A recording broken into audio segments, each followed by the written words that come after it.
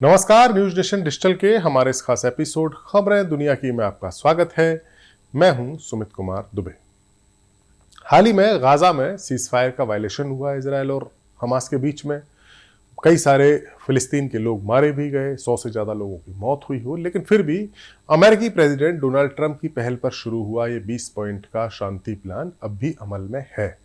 अभी भी वहां सीजफायर वायलेशन के बाद भी उम्मीद है कि गाजा में जंग की आशंका अभी भी उतनी ज्यादा नहीं है, लेकिन इसका मतलब ये नहीं है कि पूरे मिडिल ईस्ट में ही जंग का खतरा टल गया हो, क्योंकि असली मसला तो ईरान की न्यूक्लियर पावर है।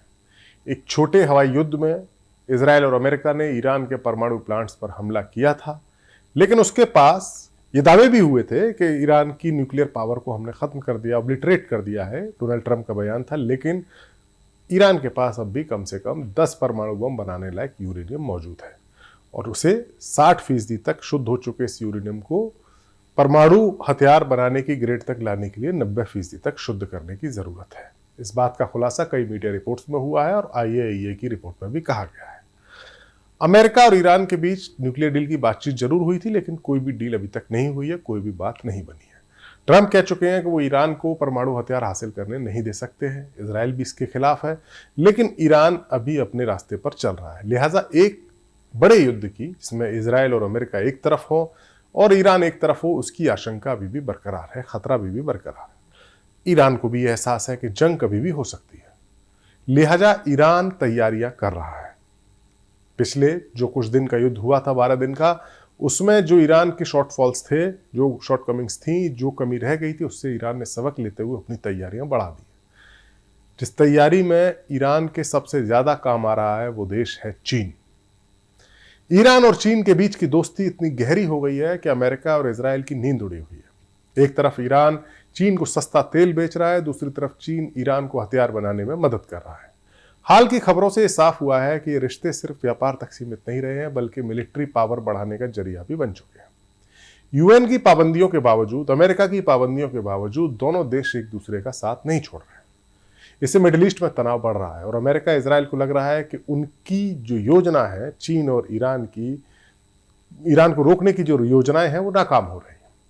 ईरान की हाल की जंग से सबक लेते हुए ईरान ने अपनी मिसाइल ताकत को फिर से खड़ा करने की कोशिश की है। जून में इसराइल के साथ जो 12 दिन की जंग हुई थी, उसमें ईरान के कई हथियार नष्ट हो गए थे, कई हथियार खत्म हो गए थे, लेकिन अब वो नई मिसाइलें बना रहा है। इसके लिए जरूरी साजो सामान जैसे सोडियम परक्लोरेट नाम का केमिकल चीन से मंगवाया जा रहा है। ये केमिकल मिसाइलों के ईंधन के लिए काम में आता है। यूरोपियन खुफिया एजेंसियों के मुताबिक सितंबर के आखिरी महीने से लेकर अब तक 10 से 12 जहाजों के करीब 2000 टन ये सोडियम परक्लोरेट ईरान पहुंचा है। ये जहाज चीन के बंदरगाहों से रवाना हुए थे, जैसे झुआई और गावलान। इन बंदरगाहों से जहाज रवाना हुए थे। कुछ जहाजों ने अपना ट्रैकिंग सिस्टम बंद कर दिया ताकि कोई उनको देख ना सके। चीन ने इन पाबंदियों की कड़ी आलोचना की है। चीन के विदेश मंत्रालय के प्रवक्ता का कहना है कि ईरान के परमाणु मुद्दे को शांतिपूर्ण तरीके से हल करना चाहिए। वो पाबंदियों को गलत मानते हैं और कहते हैं कि ये बेकार है। जानकारों का कहना है कि चीन खुद को इन नई पाबंदियों से बंधा हुआ नहीं मान रहा, क्योंकि ये केमिकल सीधे तौर पर प्रतिबंधित है ही नहीं, लेकिन इससे मिसाइलें बन सकती हैं। ये मदद ईरान को एक तरह से ईरान के लिए ऑक्सीजन का काम कर रही है। अमेरिका के एक विशेषज्ञ जेफरी लुइस का कहना है कि ईरान को अब और ज्यादा सामान चाहिए ताकि वो पुरानी मिसाइलों को चेंज कर सके, क्योंकि वो देख चुका है, इन मिसाइलों का इस्तेमाल कर चुका है 12 दिन के युद्ध में, और उसको पता है कि इसमें क्या बदलाव करना है और नई मिसाइल उसे बनानी है। इससे इसराइल और अमेरिका को भी अपनी ताकत बढ़ानी पड़ रही है। ये एक तरह से हथियारों की दौड़ भी शुरू हो चुकी है। अब बात करते हैं ईरान के तेल की, क्योंकि ईरान जो कुछ भी हासिल कर रहा है वो अपने तेल की बदौलत हासिल कर रहा है। मिडिल ईस्ट के बाकी देशों की तरह ईरान के पास भी जो सबसे बड़ी संपदा है वो है तेल। बाकी देश तो अमेरिका के साथ मिले हुए हैं। ज्यादातर देश सऊदी अरब, कतर, UAE तो अपना तेल और गैस बेच रहे हैं, लेकिन ईरान पर तेल बेचने पर अमेरिका ने पाबंदी लगाई है। लेकिन ईरान फिर भी तेल बेच रहा है। कैसे? क्योंकि ईरान का सबसे बड़ा ग्राहक चीन है। अमेरिकी पाबंदियों के बावजूद ईरान अपना तेल चीन को सस्ते दाम पर बेच रहा है, डिस्काउंट के साथ। सितंबर के महीने में यह छूट $6 प्रति बैरल थी, लेकिन अब दिसंबर के लिए $8 से ज्यादा हो गई है प्रति बैरल। कुछ बातें तो यहां तक है, खबरें जिनके मुताबिक $10 तक ये छूट पहुंच चुकी है प्रति बैरल। इसका कारण यह है कि रूस पर लगी नई पाबंदियां। अमेरिका, ब्रिटेन और यूरोपीय संघ ने रूस के तेल प्रोडक्शन पर सख्ती की है। इससे चीनी और भारतीय खरीदारों ने रूस का तेल खरीदना कम किया है। न बिके हुए जो रूसी जहाज के जो तेल है वो ईरान के साथ मिलकर अब बाजार में आ रहे हैं। चीन की छोटी रिफाइनरी के मालिकों को कोटा की कमी हो गई है और तेल ज़्यादा आ रहा है।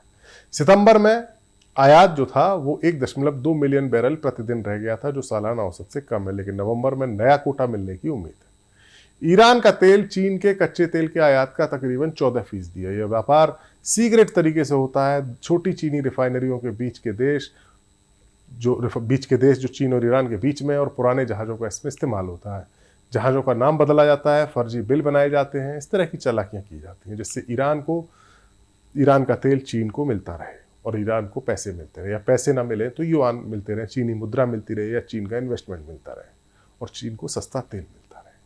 ये रिश्ता ईरान की अर्थव्यवस्था को जिंदा रख रहा है। पाबंदियों के बावजूद ईरान की कमर टूटने वाली थी, लेकिन बच गई है। चीन उसे सहारा दे रहा है। जानकारों के मुताबिक ये तेल का व्यापार सिर्फ पैसे का खेल नहीं बल्कि राजनीतिक पार्टनरशिप भी है। चीन ईरान के तेल के बदले सुरक्षा और तकनीक दे रहा है, जैसी हमने बात की थी, सोडियम परक्लोरेट दे रहा है, हथियार भी दे रहा है।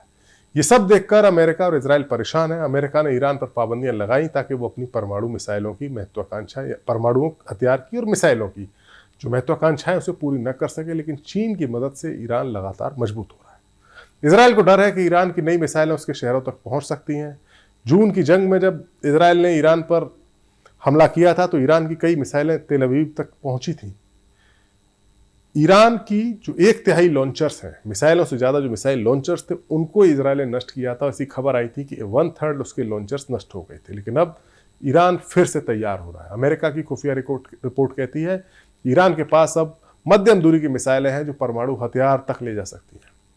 यूएन ने सितंबर में पुरानी पाबंदियां फिर से लागू की, लेकिन चीन ने कहा है कि ये गलत कदम है। यानी ईरान के साथ व्यापार करना गलत नहीं है।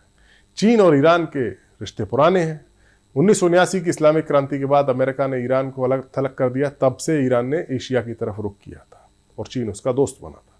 2013 में दोनों ने व्यापार के समझौते किए। 2021 में 25 साल का एक व्यापक समझौता हुआ जिसमें तेल, गैस, बुनियादी ढांचा और मिलिट्री कोऑपरेशन शामिल है। चीन ने ईरान को बुलेट ट्रेन, बंदरगाह और सड़कें बनाने में मदद की है। बदले में ईरान ने तेल की गारंटी दी है। ईरान जो तेल बेचता है उसके एवज में चीन पैसा नहीं देता बल्कि उनके यहाँ इंफ्रास्ट्रक्चर में इन्वेस्ट करता है।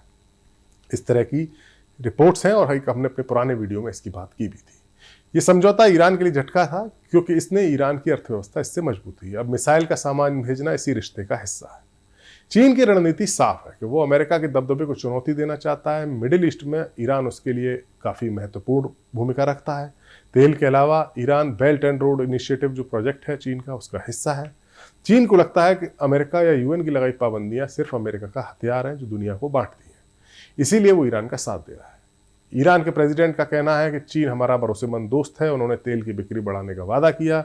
चीन के प्रेसिडेंट शी जिनपिंग ने भी कहा कि दोनों देश एक दूसरे की संप्रभुता का सम्मान करते हैं और करेंगे। अमेरिका की टेंशन बढ़ रही है। इन रिपोर्ट्स के बाद व्हाइट हाउस का कहना है कि चीन की हरकतें खतरनाक है। वो ईरान को हथियार बनाने में मदद कर रहे हैं जो कि इस इलाकाई शांति के लिए खतरा है। अमेरिका ने चीनी जहाज़ों और कंपनियों पर नई पाबंदियां भी लगाई हैं, लेकिन ये जहाज फर्जी नामों से चलते हैं, इसलिए इन्हें पकड़ना मुश्किल है। इजराइल के पीएम नेतन्याहू कहते हैं कि ईरान की मिसाइलें हमारी सुरक्षा के लिए खतरा हैं। उन्होंने अमेरिका से और ज़्यादा मिलिट्री मदद मांगी है। इजराइल ने अपने आयरन डोम सिस्टम जो एंटी मिसाइल सिस्टम है, जो एयर डिफेंस सिस्टम, उसको और मजबूत किया है। लेकिन जानकार कहते हैं कि ईरान की मिसाइलों की संख्या बढ़ रही है जो इजराइल के बचाव को चुनौती देगी। जाहिर सी बात है, एक साथ कई सारी मिसाइलें दागी जाएंगी तो कोई भी एयर डिफेंस सिस्टम फेल हो जाएगा। ईरान और चीन की यारी एक तरह से इजराइल और अमेरिकी जुगलबंदी पर भारी पड़ती नजर आ रही है और सब कुछ जानते हुए भी अमेरिका कुछ नहीं कर पा रहा है। हमारा वीडियो आपको कैसा लगा? कमेंट सेक्शन में जाइए और अपनी राय हमें जरूर दीजिए। नमस्कार।